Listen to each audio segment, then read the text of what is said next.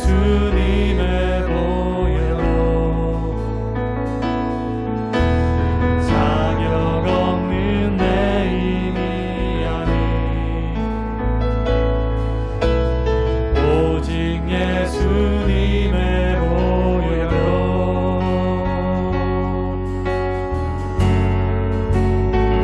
십자가의 보혈 완전하신 사랑 힘입어 나아갑니다. 십자가의 보혈 완전하신 사랑 힘입어 예배하니 십자가의 보혈 완전하신 사랑 힘입어 나아갑니다.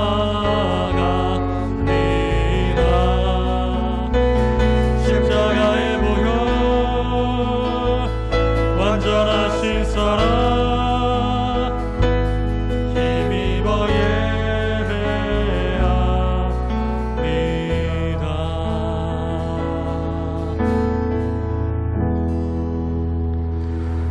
만국의 족속들아 영광과 권능을 여호와께 돌릴지어다. 여호와께 돌릴지어다.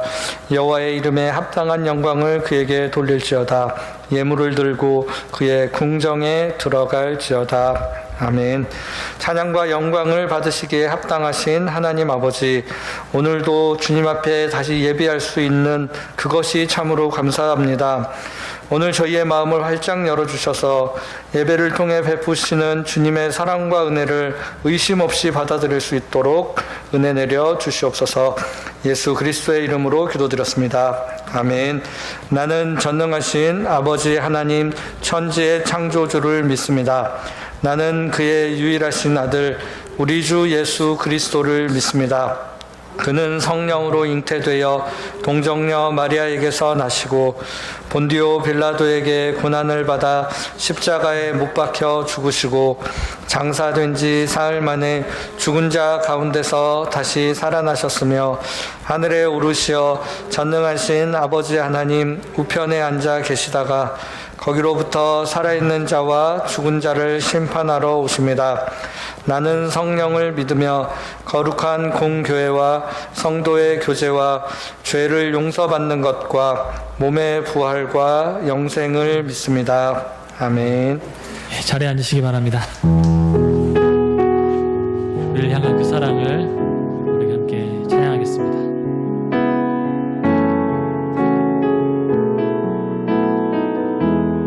당신은 알고 있나요?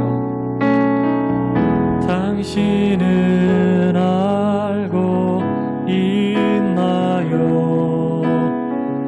우리를 위한 그 사랑.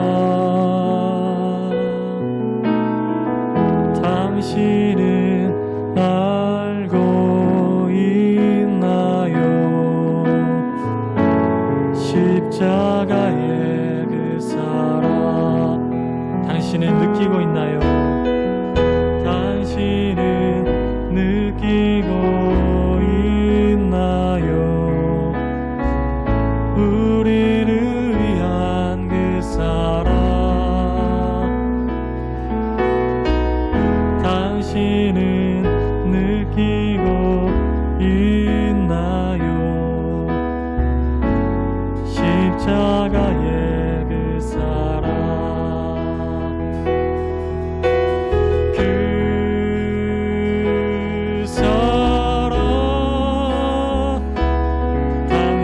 마음 깊은 곳 그곳에 있으리. 그 사랑 험한 세상 한가운데 있나니 그 사랑 깨달아 아나요? 당신과 나를 용서한 그 사랑. 당신의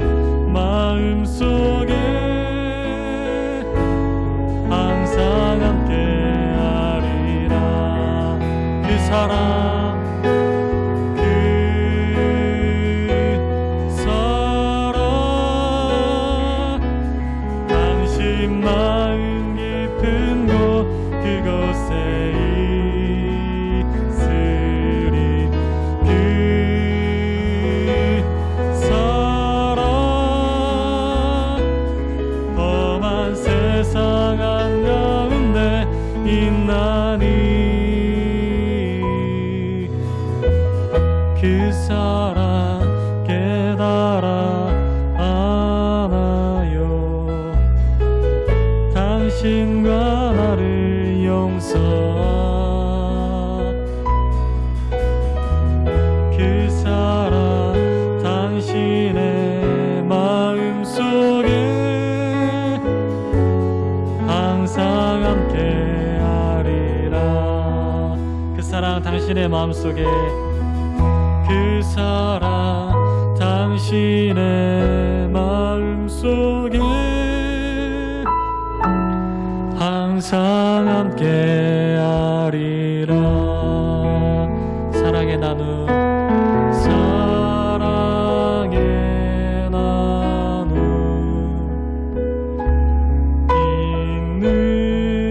있는 곳에 하나님께서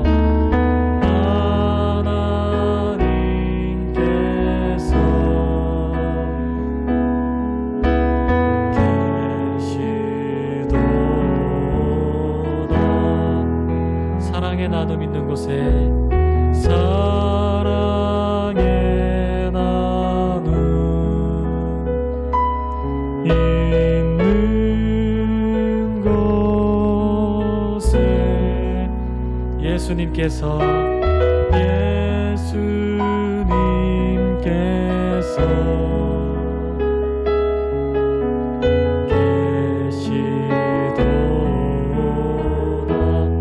마지막으로 사랑의 나눔, 사랑의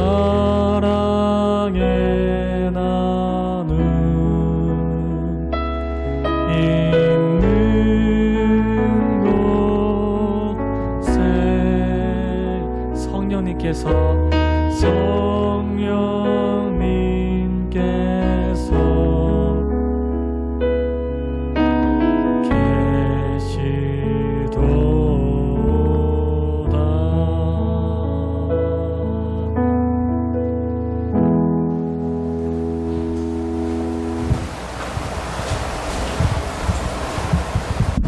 다 같이 기도하시겠습니다. 사랑의 하나님, 어려운 시절을 지나가고 있는 이때에 또 새 날을 주시고 이 아침 예배하게 하심을 감사드립니다. 우리의 모습 그대로 사랑하시는 하나님의 그 사랑에 기대어 우리의 허물과 죄를 이 시간 고백합니다. 용서하여 주옵소서. 은혜의 하나님, 내가 나 된 것은 오직 주의 은혜뿐이니 오늘 이 예배 가운데 성령 하나님 함께 하셔서 우리들을 만나주시고 상한 심령을 만져주시고 주께서 주시는 그 은혜의 복된 소식을 우리가 누리며 나와 사랑누리 공동체 그리고 한국 사회가 새롭게 되기를 기도합니다. 능력의 하나님, 나라 안팎으로 코로나19와 또 정쟁으로 어수선합니다. 더불어 우리 각자에게도 너무나 많은 어려운 삶의 일들이 아픔과 절망 가운데 우리를 밀어넣습니다. 그러나 주님, 이 모든 것이 주의 뜻 아래 있고 우리들은 주의 선한 능력으로 이 어려움을 이겨낼 것임을 믿습니다. 우리에게 새 힘을 더하여 주옵소서.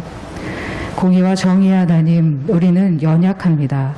우리가 집을 재산과 투자의 대상으로 여기는 탐욕에서 벗어날 수 있도록 도와주시고 한국의 부동산 시장이 안정화되도록 우리에게 정의를 실천할 수 있는 용기와 또 지혜로운 정책들이 나올 수 있도록 도와주옵소서. 이 시간 우리의 예배를 기뻐 받아주시고 우리가 어디에 있든지 늘 동행해 주시며 주의 뜻에 따라 살아가는 예수의 제자가 되게 하여 주옵소서. 우리의 마음을 드립니다. 주님을 예배합니다. 감사드리며 예수 그리스도의 이름으로 기도합니다. 아멘.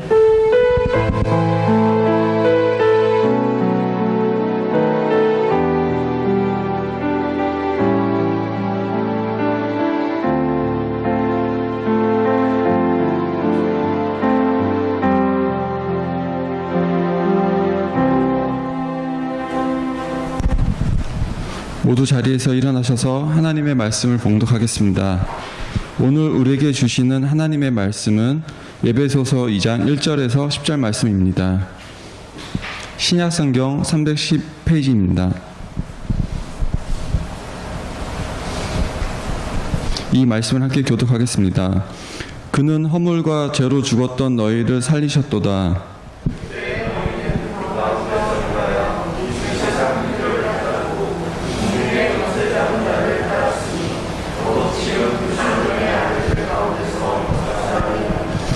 전에는 우리도 다 그 가운데서 우리 육체의 욕심을 따라 지내며 육체와 마음에 원하는 것을 하여 다른 이들과 같이 본질상 진노의 자녀이었더니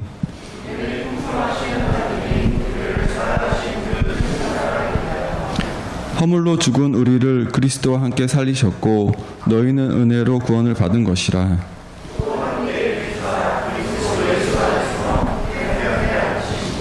이는 그리스도 예수 안에서 우리에게 자비하심으로써 그 은혜의 지극히 풍성함을 오는 여러 세대에 나타내려 하심이라.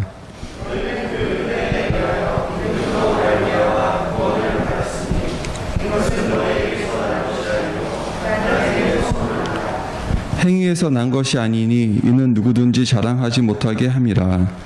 우리는 그가 만드신 바라 그리스도 예수 안에서 선한 일을 위하여 지으심을 받은 자니 이 일은 하나님이 전에 예비하사 우리로 그 가운데서 행하게 하려 하심이니라.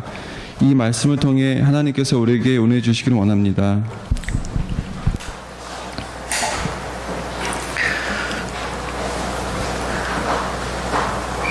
우리 사회는 최근에 부자연스러운 죽음을 너무도 많이 보고 있습니다. 그로 인해서 죽음이란 주제에 계속 붙들려 지내는 것 같습니다.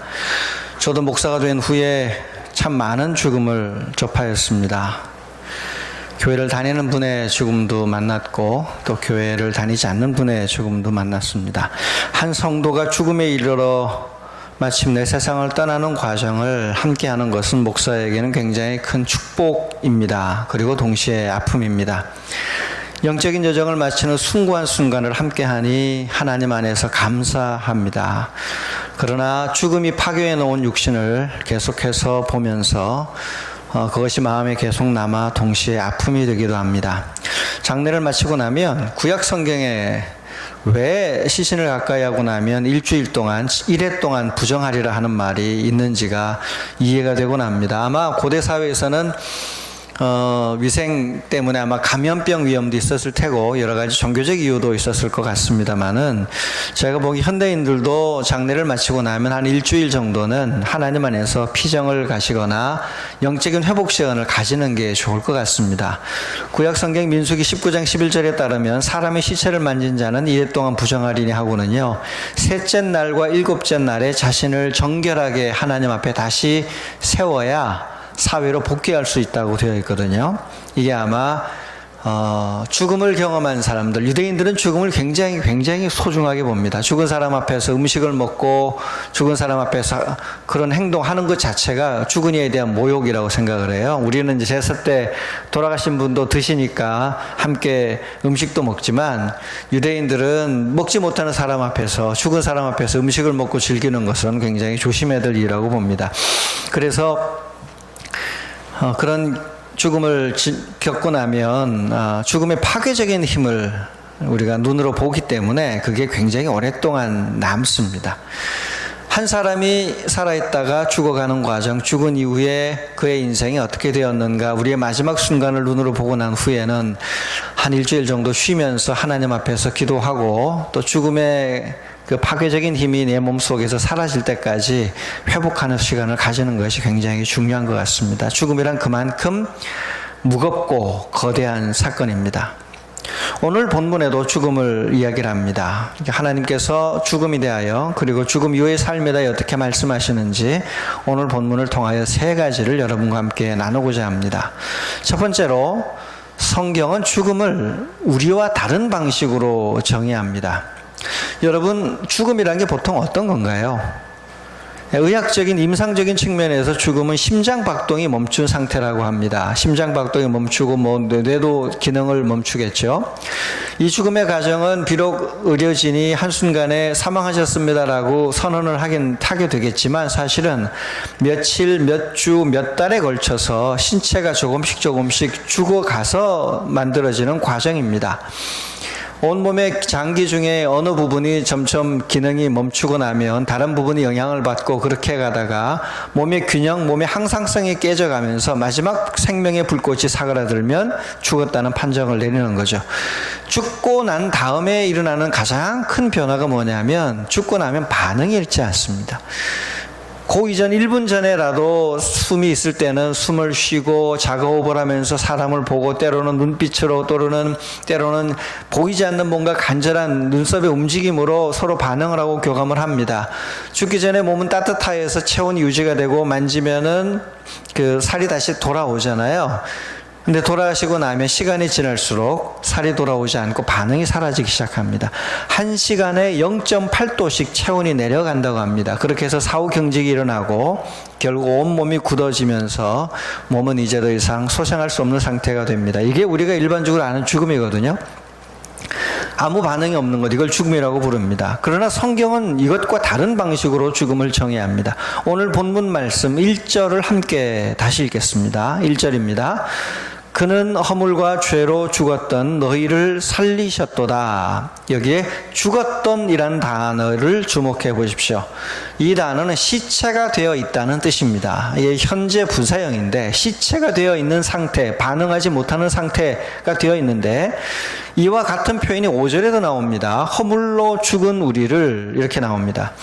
허물과 죄는 의도적이거나 비의도적이거나 모든 불순종, 하나님의 말씀을 어기는 것을 의미합니다. 이게 우리랑 좀 달라요. 우리가 기도할 때 일반적으로 많이 듣는 이야기가 허물로 죽을 수밖에 없었던 저희를 이렇게 기도하잖아요. 그건 우리의 관념이에요. 아직까지 내가 살아있으니까 허물과 죄로 죽을 수밖에 없어. 앞으로 죽음이 닥쳐올 거라고 생각하고 기도를 하는데 성경은 그렇지 않습니다. 죽었던 이라고 이야기를 합니다. 이미 죽은 거예요. 그러니까 죽을 수밖에 없었던으로 이야기를 하면은 은혜롭긴 하지만 정확한 표현은 아닙니다. 죽었던 시체 상태였던 우리를 하나님이 살리신 거예요. 자, 그러면 성경이 말하는 죽은 상태는 어떤 상태인가? 죽고 나면 반응이 없어야 되는데 성경에 나오는 죽은 상태는 좀 다릅니다. 2절 말씀을 함께 읽겠습니다. 시작. 그때에 너희는 그 가운데서 행하여 이 세상 풍조를 따르고 공중의 권세 잡은 자를 따랐으니 곧 지금 불순종의 아들들 가운데서 역사하는 영이라. 반응이 있습니다. 우리는 죽으면 반응이 없어야 되는데 성경이 말하는 죽음은 반응이 있어요. 어떤 반응이냐면 이 세상 풍조를 따르고 공중의 권세 잡은 자를 따라가는 불순종의 아들들 가운데서 역사하는 영의 지시에 따라서 하나님의 말씀에 불순종하고 악한 일들을 해나가는 상태, 이런 방식의 반응을 보이는 상태를 성경은 죽었다라고 이야기를 합니다. 사탄의 휘하에서 하나님 뜻에 어긋나는 일을 계속해가는 활발한 악의 상태, 이거를 성경은 죽었다고 말하는 거니까. 그러니까 반응이 없는 게 죽은 게 아니라 악한 반응을 보이는 것이 죽은 것입니다. 왜 악한 반응을 보이느냐? 하나님과의 관계가 끊어져 있기 때문에. 하나님과의 관계가 끊어져 있기 때문에 말씀에 반응하는 능력을 상실하여 사탄의 말에 반응하고 이 세상을 주관하고 있는 공중권세 잡은 자의 명령에 순종하는 상태를 성경은 죽었다라고 말합니다. 이런 의미에서 우리 사회를 보면 우리 사회는 죽음이 가득한 겁니다. 죽은 사람들로 가득한 곳입니다. 의학적으로는 목숨이 붙어 있을지 모르지만 영적으로는 사망 선고를 이미 받은 시체들로 가득한 곳입니다. 시체인데 가만히 있는 시체가 아니라 열심히 몸을 움직이면서 악한 일을 하는 것을 죽은 상태라고 하니까요. 좀 더 정확하게 말하면 좀비 상태가 성경이 말하는 죽은 상태입니다. 좀비는 좀처럼 죽지 않아요. 굉장히 강력합니다. 그러면서 계속 돌아다니면서 다른 사람도 좀비가 되게 만듭니다. 그리고 악을 확대 재생산하면서 세상을 좀비의 세상으로 만들어갑니다. 이렇게 전염력이 강한 좀비와 같은 존재들이 사회 속에서 하나님 나라를 대적하며 악을 양산해 가는 상태를 죽은 상태라고 성경은 표현합니다. 이게 우리랑 좀 다릅니다. 우리는 육체의 죽음만을 죽었다고 말하는데 성경은 하나님과의 관계가 끊어져서 말씀에 저항하고 말씀을 향하여 악한 사탄의 명령에 따라가는 상태를 죽은 상태라고 말합니다. 가끔씩 우리는 멈춰서서 내가 좀비인지 아닌지 한 번씩 거울을 쳐다보면서 내 눈빛이 좀비에 가까운지 아닌지 좀 되돌아볼 필요가 가끔 있습니다.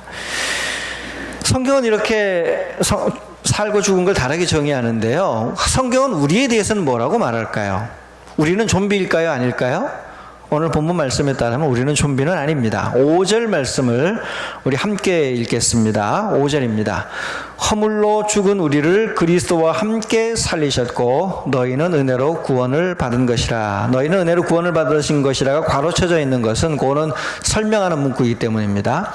허물로 죽은 우리를 그리스도와 함께 살리셨고, 여기서 죽었다고 표현하는데요. 아까 1절에 나오던 것과 똑같은 시제, 똑같은 단어가 그대로 쓰입니다.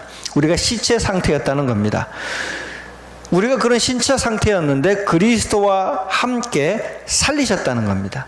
하나님께서 아들 예수님을 보내어 십자가에서 죽게 하심으로 우리를 살게 하셨습니다. 이 때문에 우리는 죽은 상태가 아니라 관계가 복원되어서 살아있는 상태입니다. 관계가 복원되어 살아있는 상태가 되면 어떤 반응을 보일까요?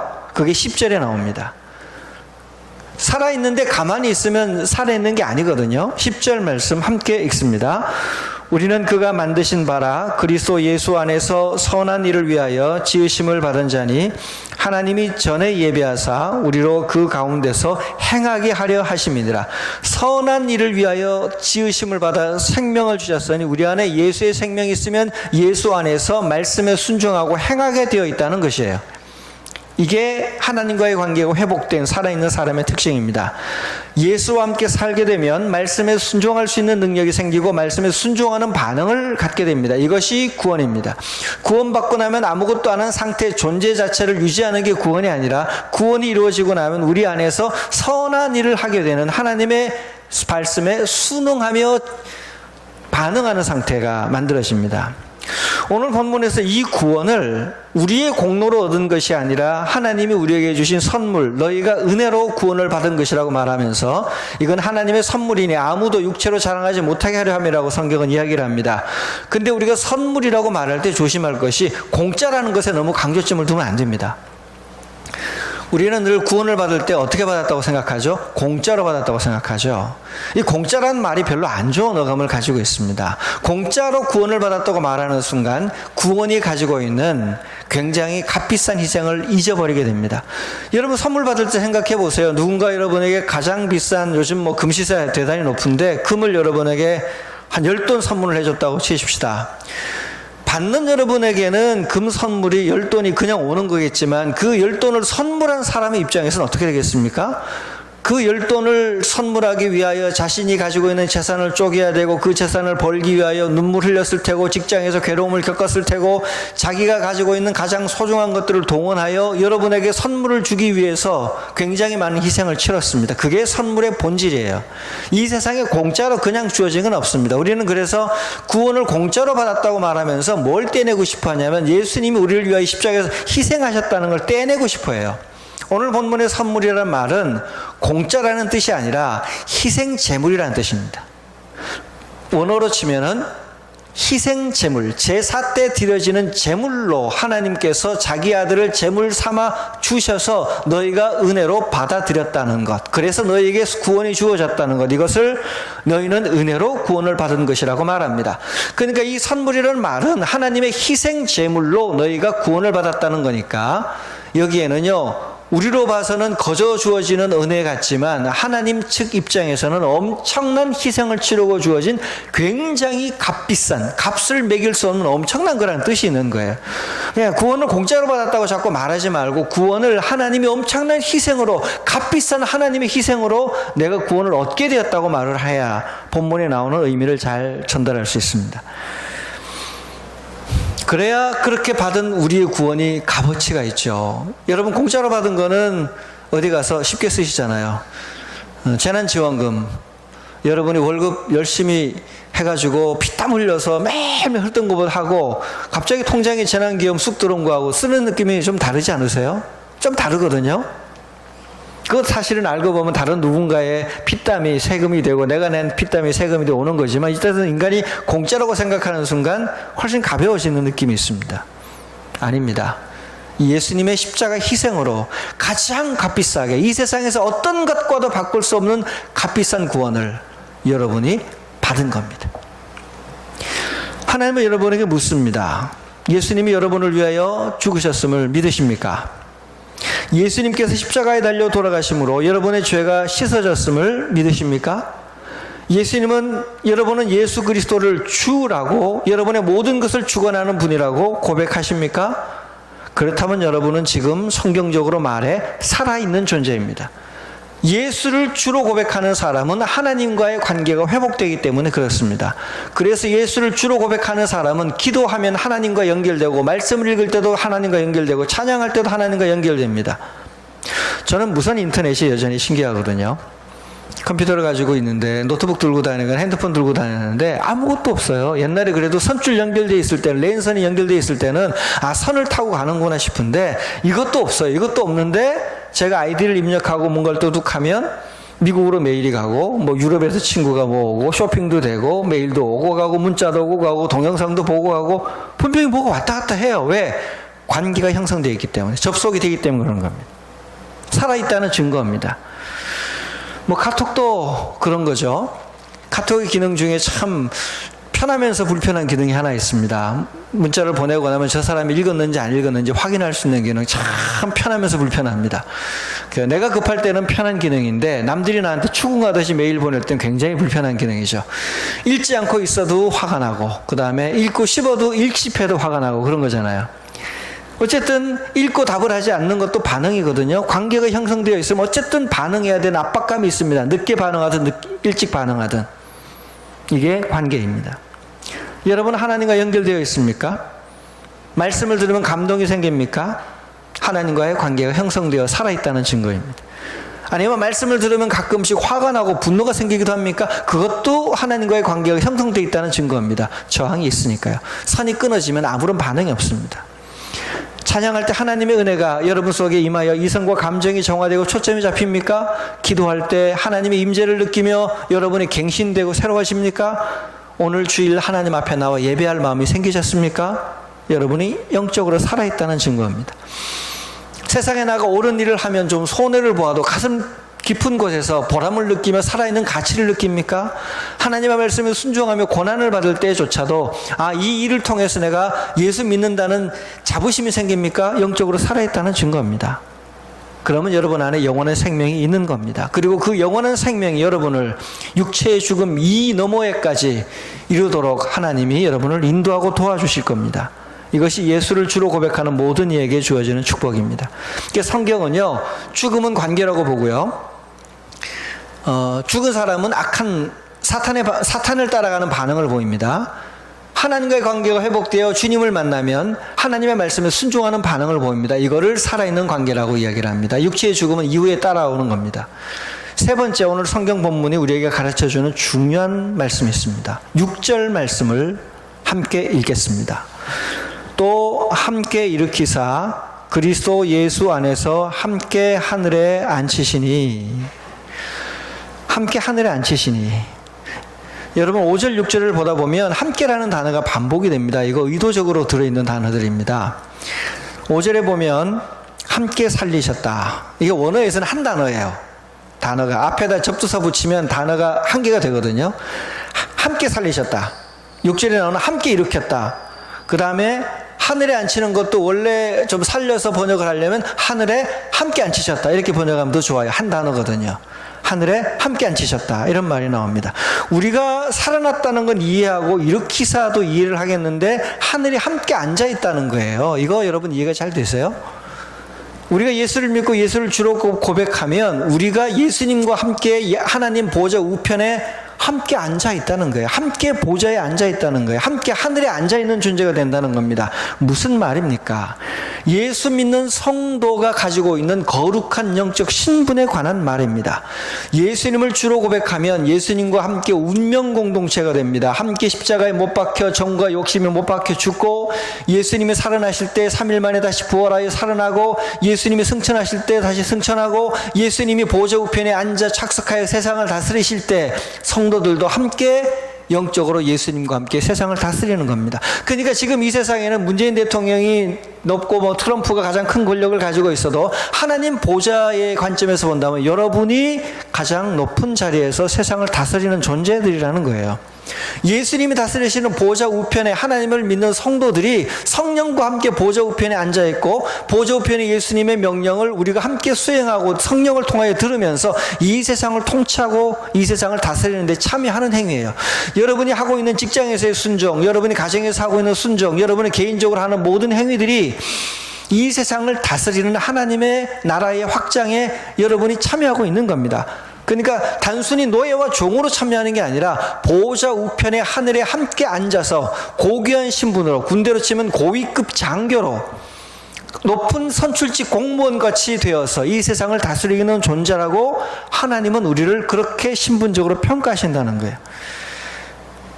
우리는 이 땅에 살지만 하나님 보좌 우편에서 세상을 다스리는 영적 고귀한 신분의 소유자입니다. 이 사실을 여러분이 잊지 않으시기를 바랍니다. 이 영적 정체성을 우리가 매주일 예배를 드리며 회복해야 합니다. 우리는 예배할 때 하나님 우리에게 오시고 우리가 하나님 보좌에 올라갑니다. 이 순간 하나님과 우리가 만납니다. 그리고 우리는 예수님을 주로 고백하는 순간 하나님의 자녀가 되어 세상을 다스리는 권세를 부여받게 됩니다. 우리는 세상 속에 살면서 얼마나 영적으로 고귀한 존재인지, 하나님께로부터 얼마나 소중하게 여김을 받는 존재인지 많이 잊고 삽니다. 예수 믿었는데도 가난하게 산다고 주변 사람들한테 무시당할 때 스스로 어깨를 피지 못합니다. 직장에서 예수 믿는 것 때문에 조롱당하며 사람들이 한심하게 쳐다볼 때 움츠립니다. 더군다나 요즘처럼 개신교의 이미지가 나쁜 때는 내용 불문하고 교회 다니는 것 자체가 미개한 인간 취급을 받기도 합니다.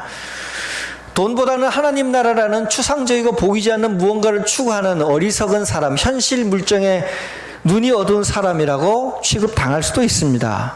세상에서 우리는 그런 무시를 당하지만 절대로 그런 평가에 기가 죽거나 여러분 스스로도 그런 식으로 자신을 비하하지 마시기를 바랍니다. 왜?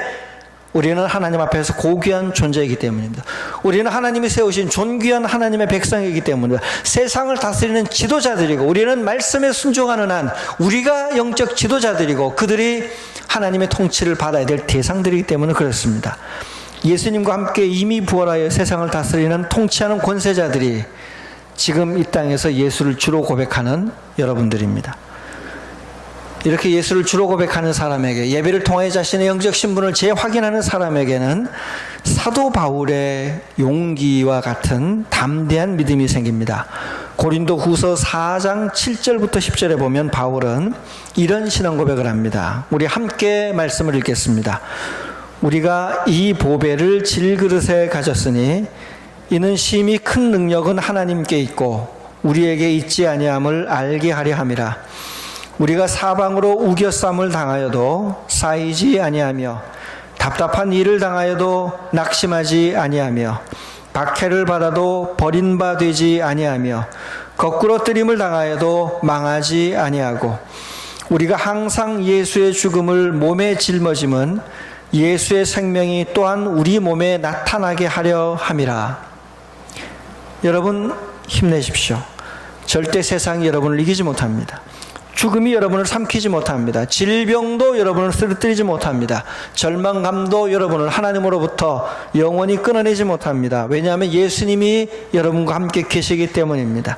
예수님께서 여러분을 살리시려고 십자가를 지셨으니 그분을 붙들며 그분과 함께 살고 그분과 함께 일어나고 그분과 함께 하늘 보좌에 앉는 거룩한 성도의 생활을 계속하십시오.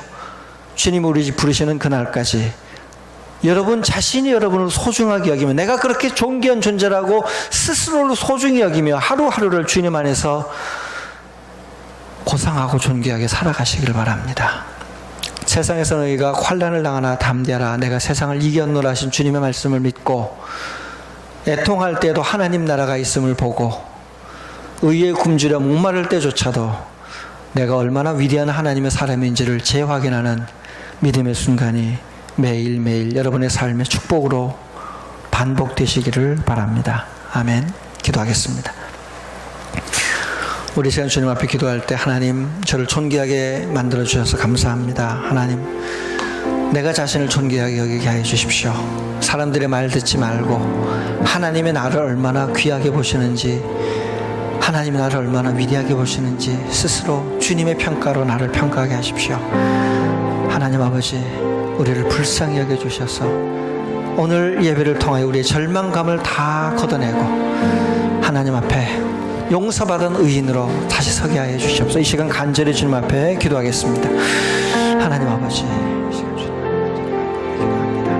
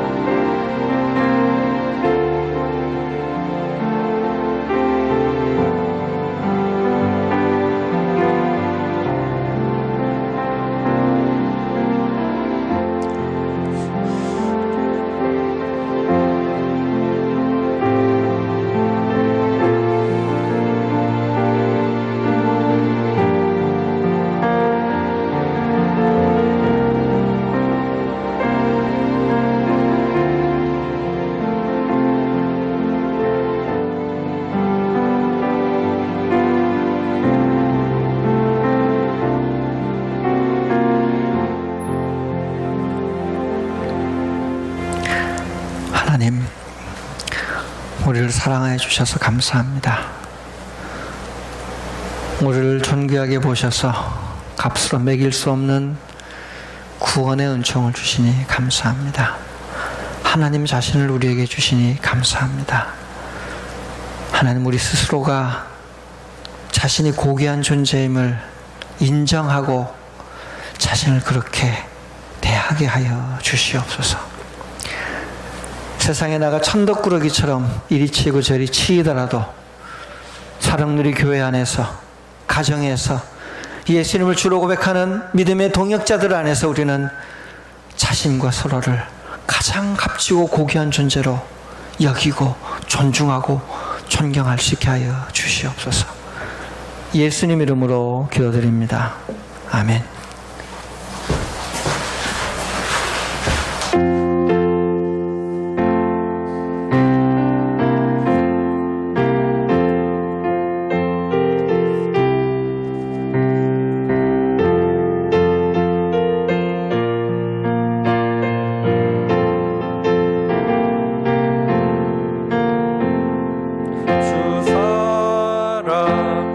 사랑하는 자 다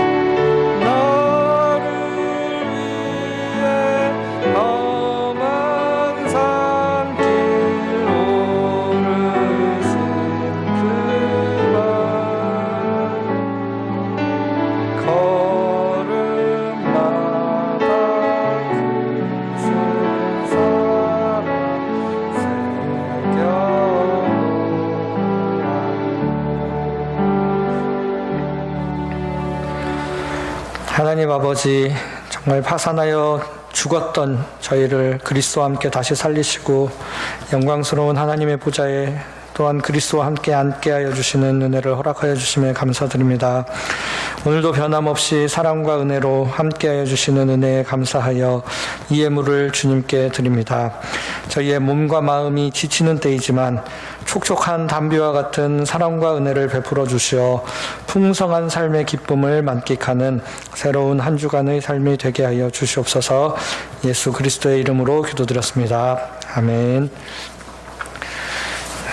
교회 소식 전하도록 하겠습니다. 오늘 이 비가 오는 가운데도 이 자리에 나와 함께 예배하시는 모든 분들과 또 가정에서 예배하여 주시는 모든 분들께 주님의 은총이 함께 하시기를 바랍니다. 저희 지난주에 등록하신 교우께서 계십니다. 저희 전병석 교우님께서 등록하셨습니다. 저희 교회 예배는 거의 1년 넘게 꾸준히 함께 드리시고 함께 출석을 하셨었는데 지난주에 정식으로 등록하셨습니다. 이런 어려운 상황 가운데 등록하여 주시고 주 안에서 한 가족이 되게 하여 주신 주님께 감사드립니다. 앞으로 교회 생활 잘 하실 수 있도록 이렇게 앞에 사진이 있습니다. 보시고 잘 도와주시면 좋겠습니다. 우리 다음 주일 7월 26일 주일 오후 1시 30분부터 미랄부실에서 운영위원회가 있습니다. 운영위원들은 기억하시고 함께 참여해 주시기를 부탁드립니다. 모두 자리에서 일어나셔서 함께 파송의 찬양하겠습니다.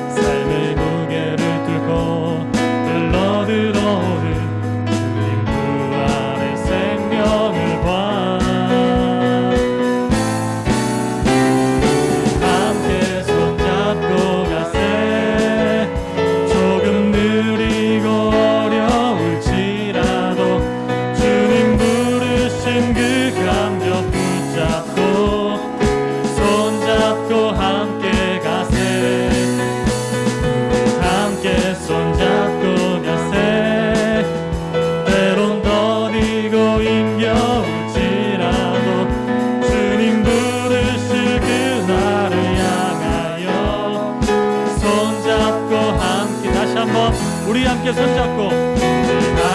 손잡고 가세. 조금 느리고 어려울지라도 주님 부르신 그 감격 붙잡고 손잡고 함께 가세. 우리 함께 손잡고 가세. 때론 더디고 힘겨울지라도 주님 그날을 향하여 손잡고 함께 가세.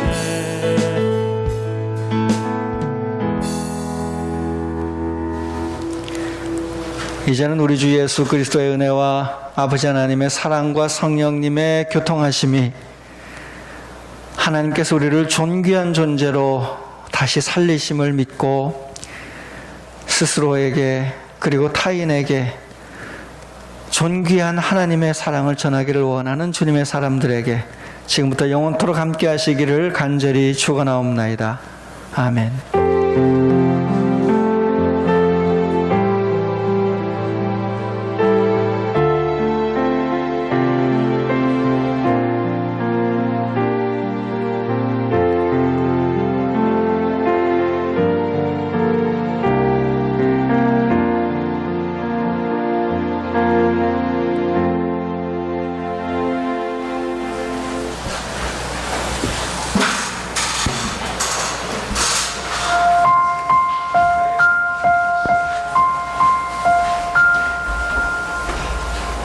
나의 영원하신